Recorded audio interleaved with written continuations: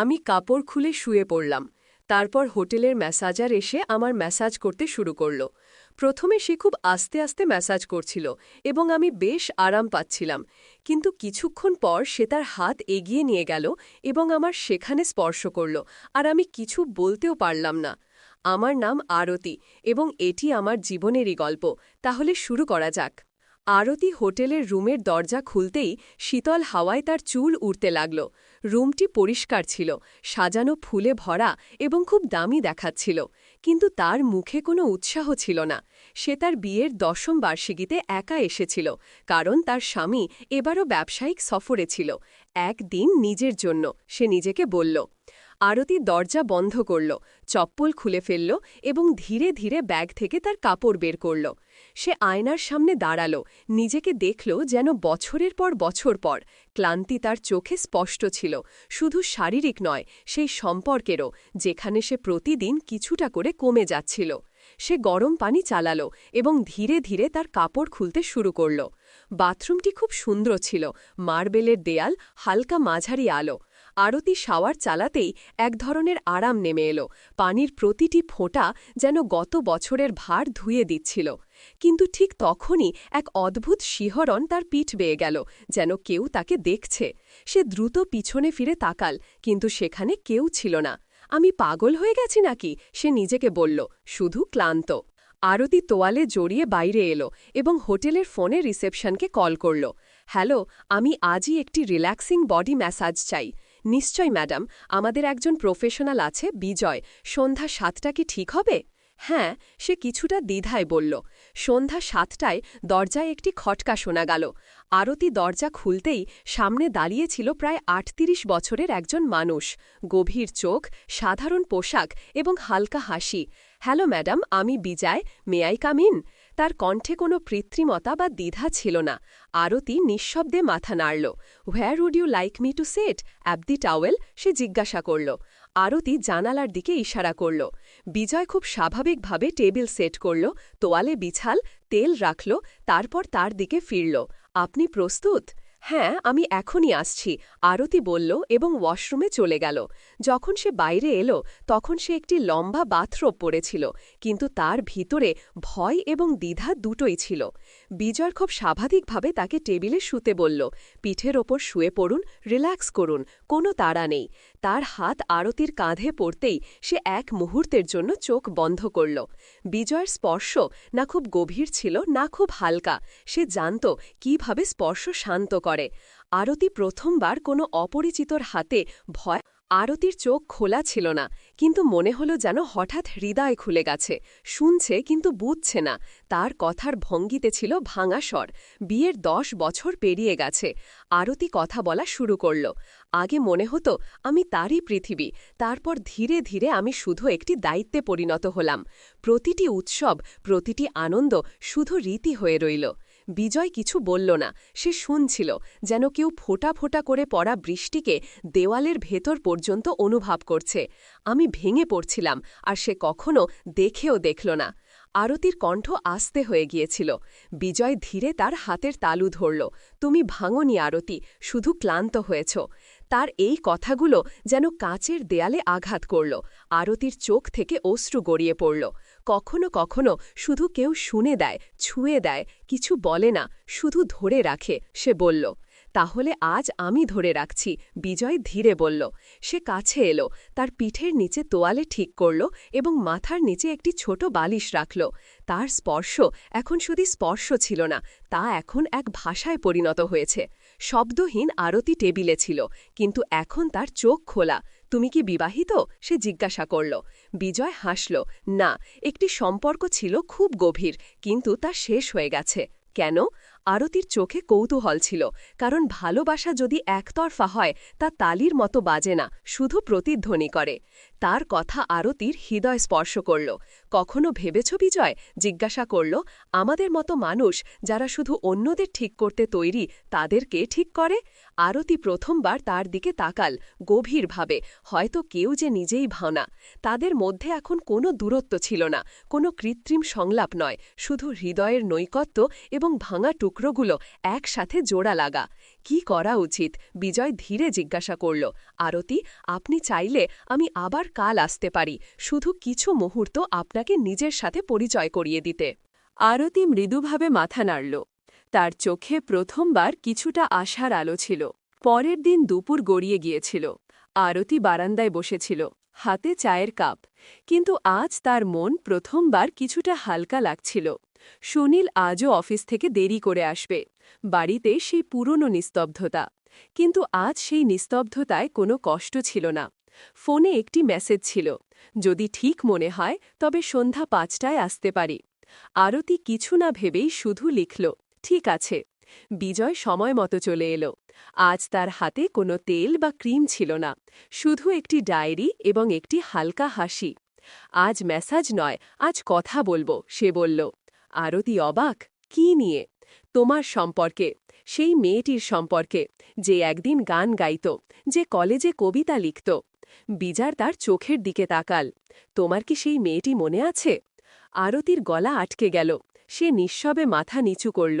সেই মেয়েটি তো অনেক পেছনে পড়ে গেছে। তাহলে চলো তাকে ফিরিয়ে আনি। বিজয় ডায়েরি খুলল। প্রতিদিন শুধু একটি পাতা।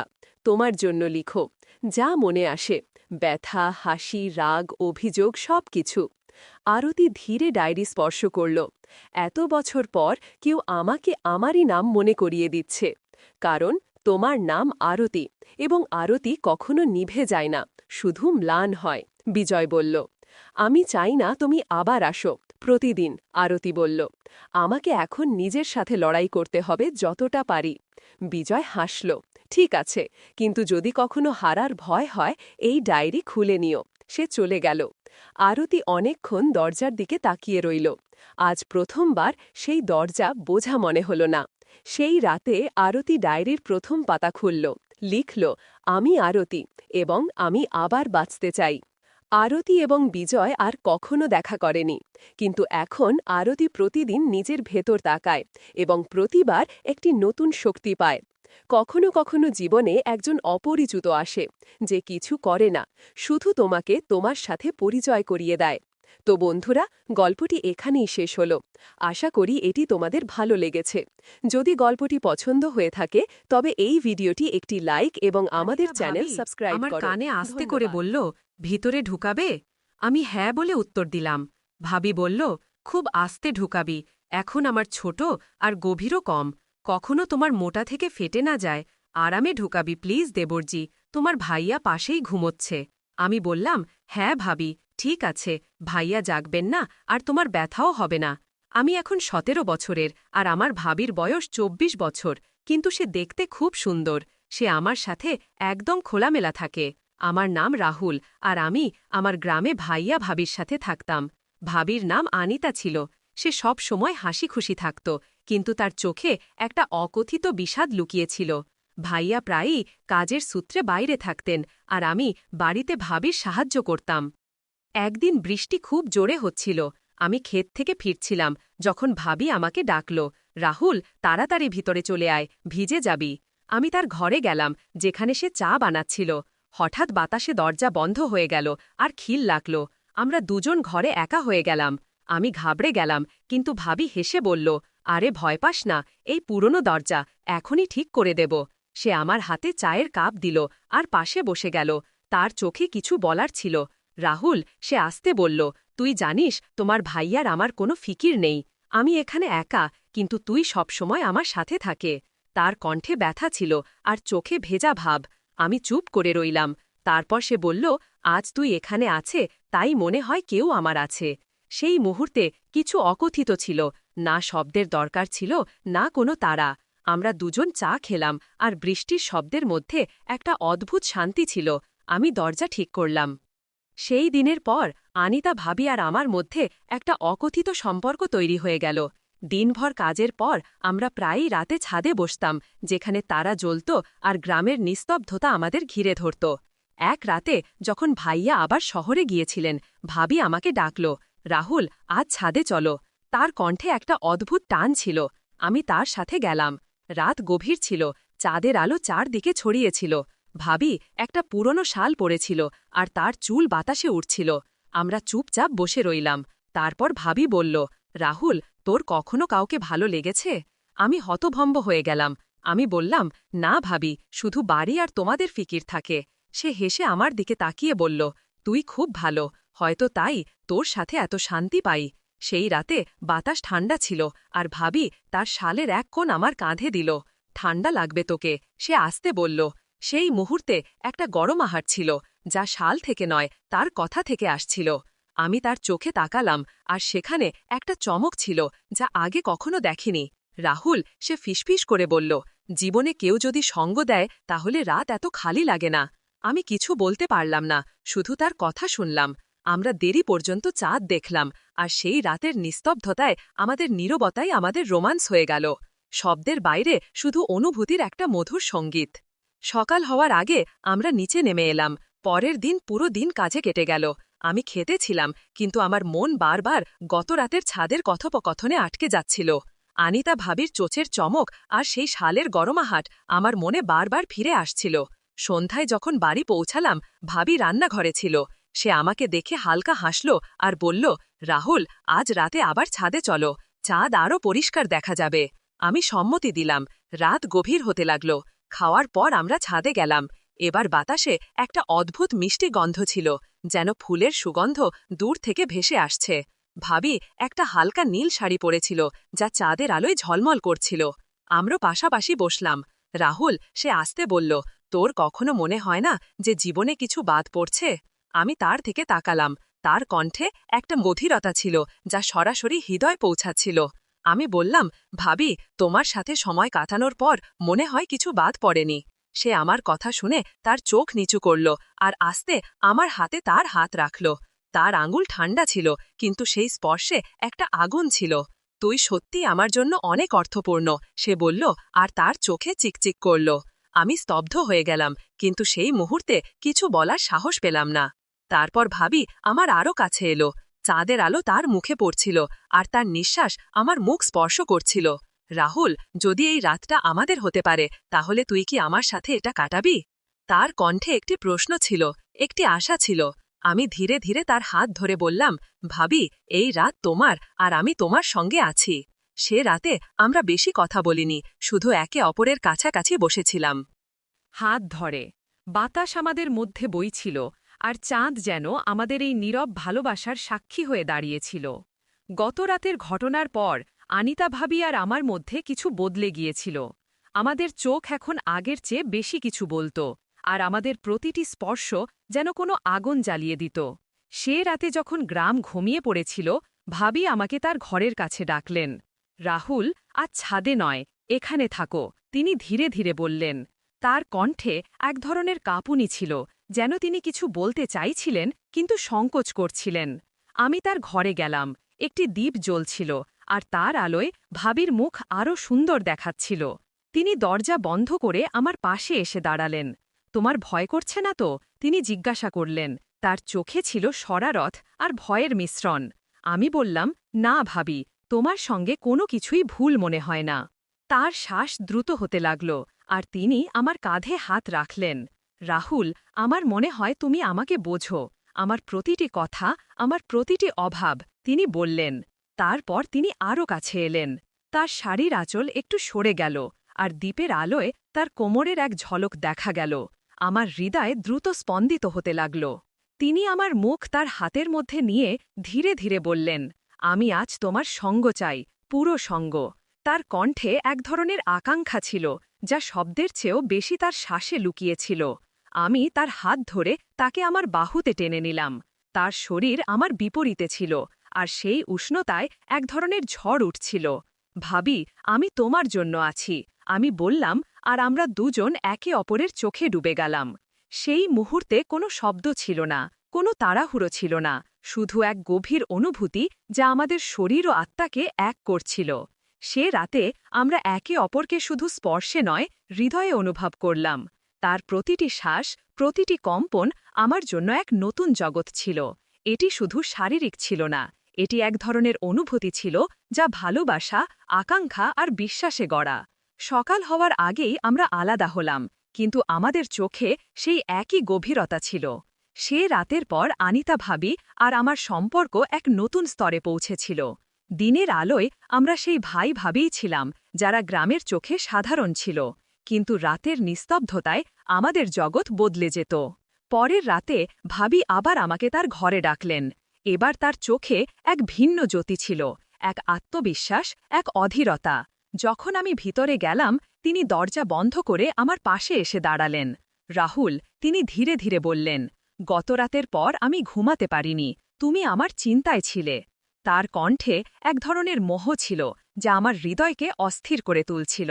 আমি তার দিকে তাকালাম, তার শাড়ি হালকা ছিল, আর দ্বীপের আলোয় তার শরীর এক রহস্যময় সৌন্দর্য নিয়ে হাজির ছিল।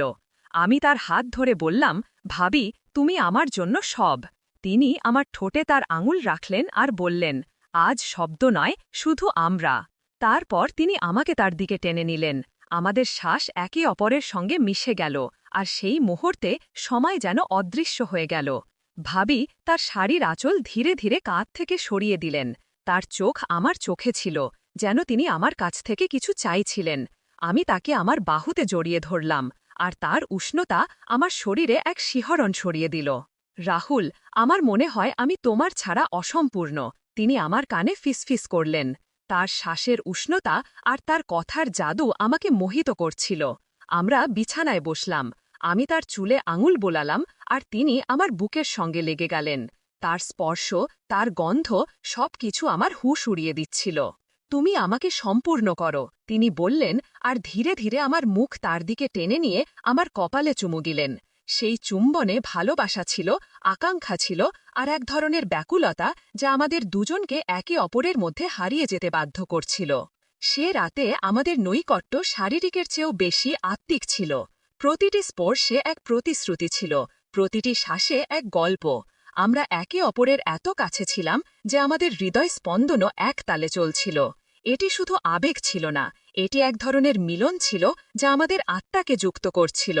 সকালের প্রথম আলোর সঙ্গে আমরা আলাদা হলাম, কিন্তু আমাদের চোখে সেই একই আগুন ছিল, সেই একই ভালোবাসা ছিল। ভাবি আমার হাত ধরে বললেন, আর এই রাতগুলোই আমার জীবন রাহুল। আর আমি মনে মনে শপথ নিয়েছিলাম যে আমি তাদের প্রতিটি রাতকে তাদের মতোই বিশেষ করে তুলব। প্রতিটি দিন যেতে যেতে অনিতা ভাবি আর আমার সম্পর্ক গভীর হতে থাকল। দিনে আমাদের কথোপকথন সাধারণ হতো, কিন্তু রাত হলেই আমরা এক অন্য জগতে হারিয়ে যেতাম যা শুধু আমাদেরই ছিল। পরের রাতে যখন গ্রামের নিস্তব্ধতা গভীর হয়ে এলো, ভাবি আমাকে আবার তার ঘরে ডাকলেন। এবার তার মুখে ছিল এক রহস্যময় হাসি, যেন সে কিছু নতুন বলতে চাইছে। আমি ভিতরে গেলাম। ঘরে শুধু একটি ছোট্ট প্রদীপ জ্বলছিল, আর তার মৃদু আলোয় ভাবি স্বপ্নের মতো দেখাচ্ছিল। সে লাল রঙের শাড়ি পরেছিল, যা তার ত্বকে ঝলমল করছিল। রাহুল, সে আমার দিকে এগিয়ে এসে বলল, আজ আমি তোমাকে কিছু দেখাতে চাই। তার কণ্ঠে ছিল এক মাদকতা যা আমাকে তার দিকে টানছিল। সে আমার হাত ধরে আমাকে তার পাশে বসাল, তারপর আস্তে করে তার শাড়ির আঁচল সরিয়ে তার গলায় একটি ছোট তিল দেখাল।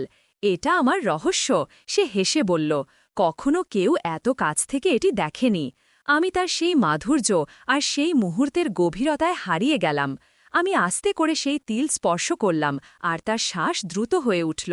ভাবি, আমি বললাম, আপনি আমার জন্য এক ধাঁধা যাকে আমি প্রতিটি মুহূর্তে সমাধান করতে চাই। সে আমার দিকে তাকাল, আর তার চোখে এক আগুন জ্বলে উঠল। সে আমার দিকে এগিয়ে এলো, এত কাছে যে তার শ্বাস আমার গায়ে লাগছিল। তাহলে আজ আমাকে সমাধান করে ফেলো, সে ফিসফিস করে বলল, আর সেই মুহূর্তে আমার ভিতরের সব সংকোচ গলে গেল। আমি তাকে আমার বাহুতে টেনে নিলাম, তার শরীর আমার গায়ে লেগেছিল, আর সেই উষ্ণতায় এক ঝড় উঠছিল। সে আমার কাঁধের কাছে ঠোঁট এনে বলল, রাহুল, আজ আমার মনে হচ্ছে আমি শুধু তোমার জন্যই তৈরি হয়েছি। তার কথায় আমার হৃদয় কেঁপে উঠল। আমি তার মুখ আমার হাতের মধ্যে নিয়ে ধীরে ধীরে তার চোখের দিকে তাকালাম। তারপর কিছু না বলে আমি তার কপালে চুমু দিলাম, আর সে আমার বুকের সাথে লেগে গেল। সেই রাতে আমাদের রোম্যান্স শব্দের বাইরে ছিল। আমি তার চুলে হাত বুলালাম, তার কোমরে হাত ঘুরালাম, আর প্রতিটি স্পর্শে তার মোহ অনুভব করলাম। সে আমার কাঁধে মাথা রেখে বলল, তোমার স্পর্শে সেই জাদু আছে যা আমাকে বাঁচিয়ে রাখে। আমি তাকে আরও শক্ত করে জড়িয়ে ধরলাম, আর আমাদের শ্বাস একে অপরের মধ্যে মিশে গেল। আমরা বিছানায় শুয়ে পড়লাম একে অপরের বাহুতে। তার আঙুলগুলো আমার বুকের ওপর নাচছিল আর আমার হাত তার কাঁধ থেকে নিচে নামছিল। এটি শুধু শারীরিক ছিল না, এটি ছিল এক মিলন যেখানে আমাদের আত্মা একে অপরের সাথে কথা বলছিল। রাহুল, আমাকে কখনো ছেড়ো না, সে বলল, আর তার চোখ থেকে এক ফোঁটা অশ্রু আমার হাতে পড়ল। আমি তা চুমু দিয়ে শুকিয়ে বললাম, আপনিই আমার দুনিয়া ভাবি। সেই রাত জুড়ে আমরা একে অপরের মধ্যে হারিয়েছিলাম।